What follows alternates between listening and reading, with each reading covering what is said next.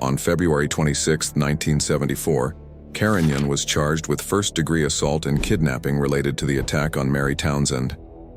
The court ordered a psychiatric examination to determine his competency to stand trial. The results indicated he was competent to stand trial but suffered from psychopathic personality traits.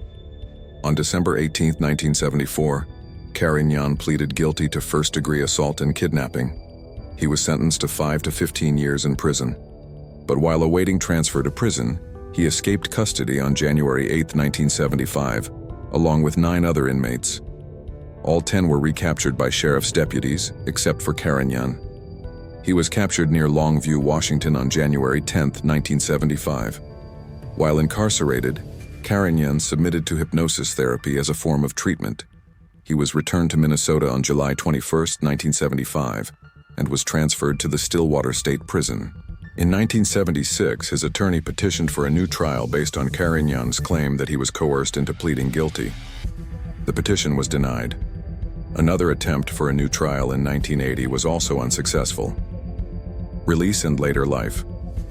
On October 27, 1986, age 59, Carignan was released on supervised parole. He moved to Cottage Grove, Minnesota, and worked at a car wash. During his parole, he was permitted to travel only within Minnesota and Wisconsin. He also underwent polygraph tests and counseling. He was given full parole on October 27, 1991. The following year, in 1992, at age 64, he married Cheryl Perry. In 1994, Carignan was briefly hospitalized after being stabbed by a fellow employee. In 1996, Carignan and his wife moved to Oregon. On November 24, 2000, he was arrested for attempting to lure 2 teenage girls into his car with a story about their dog. He was charged with 2 counts of second-degree attempted kidnapping. In court, he claimed the teenagers had initiated the interaction. On March 2, 2001, he was found guilty of 1 count and sentenced to 30 days in jail. He served his sentence over the course of several weekends. Following his release, Carignan's wife, Cheryl, stopped speaking to him. They separated after 9 years of marriage, and he began dating Dorothy Moore. Death. On December 2007, Carignan became ill and was transported to the hospital. He died from pancreatic cancer on December 18, 2007 at the age of 80. His body was cremated and his ashes were buried at Willamette National Cemetery in Portland, Oregon. Known victims, as already mentioned, Carignan was convicted of murdering 3 women, though it's believed that he may have murdered as many as 50. Here are the details on his known victims. Laura Showalter, 57, raped and beaten to death on July 31, 1949. Dorcas Callan, identified as Christine Norton in one source, survived an attempted rape by Carignan on September 16, 1949. Virginia Piper, presumed kidnapped by Carignan on July 27, 1972. Lisa Brock, 19, found dead on October 15, 1972. Cause of death, multiple blows to the head.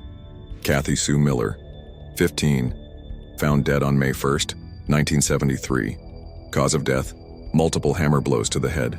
Jerry Lynn Billing, 13, assaulted with a hammer on September 9, 1973. Mary Townsend, 47, attacked and partially unclothed on July 3, 1973.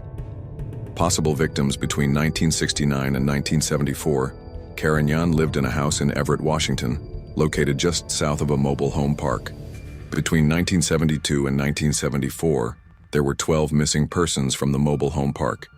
Their disappearances were attributed to Carignan, but he was never charged. Additionally, between 1973 and 1974, there were 25 similar homicides and suspicious missing persons cases in Washington and Oregon. Officials believed these could be linked to Carignan as well. It's important to note that none of the cases mentioned here have resulted in any charges against Carignan, as he was either dead or alive and in prison at the time of the crimes.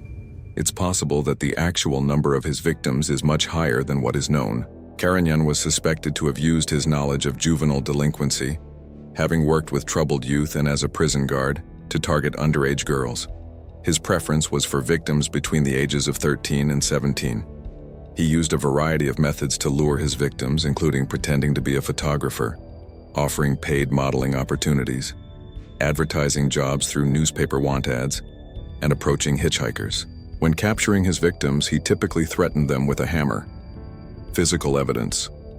A distinctive hammer used by Carignan to bludgeon some of his victims was recovered from a lake in 1974. He used a 1960 Ford Thunderbird for many of his crimes. He owned other vehicles as well, including a 1968 Chevrolet pickup truck, a 1964 Plymouth Fury, and a 1973 Mercury Montego. These vehicles matched witness descriptions in some cases, but without forensic technology available today, he was never linked to the crimes. A composite sketch of Carignan was made in 1973. It depicts a man matching Carignan's description as seen by multiple witnesses. Throughout the course of his numerous crimes, it's believed that Carignan's behavior grew increasingly erratic as he started driving at reckless speeds and becoming more violent toward his victims. Some law enforcement officials believe that his deteriorating mental state was likely due to brain damage resulting from punches he sustained to the head during his time in the Army. Other possible contributing factors include lead poisoning from ammunition and a blow to the head while in high school. As research shows, repeated blows to the head can have long-term effects, causing emotional and behavioral issues. The name Harvey the Hammer originated from the media.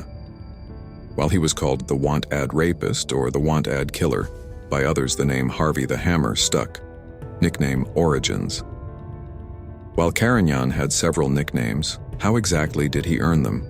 The want-ad killer nickname came about due to Carignan placing advertisements in newspapers seeking employment help, and then preying on individuals responding to the ads.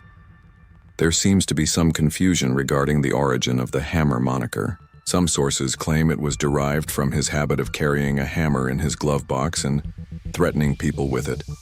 Others suggest it stemmed from the fact that he delivered punishment like a hammer, referring to his violent actions.